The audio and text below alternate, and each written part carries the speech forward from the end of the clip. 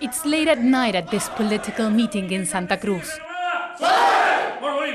These people say they're ready to fight against who they see as their worst enemy, Bolivia's President Evo Morales. We will not tolerate Evo Morales turning this country into a communist state. We have fought before and we will fight now if he continues with these policies. There will be lots of blood in Bolivia if things continue this way. These are members of the Bolivian Socialist Phalange, made up of largely white middle-class Bolivians. It's an ultra-right party that was strong in the 1950s and then dormant for decades.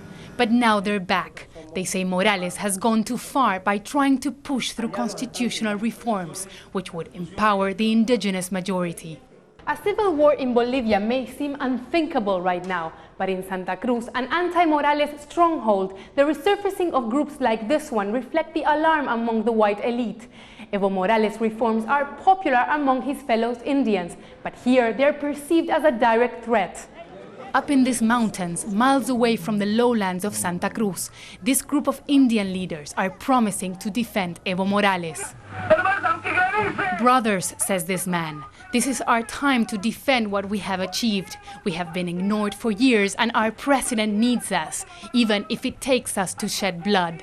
They're known as the Red Ponchos, an indigenous group composed of men over 50 years old. They're staunchest champions of Evo Morales' socialist project.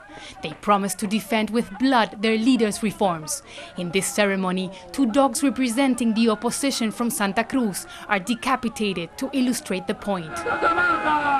Journalist Carlos Valverde says Bolivia is being pulled by violent extremes.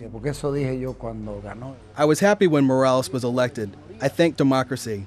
We've had many years of inequality, but now he's been splitting the country into 2. We may not see a civil war, but we will definitely see a lot of blood. Morales says he's trying to quell the violence and stop the gridlock that has paralyzed the government.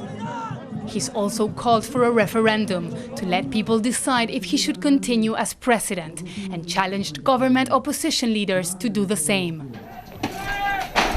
Reforming Bolivia has become a big challenge for the country's first indigenous president.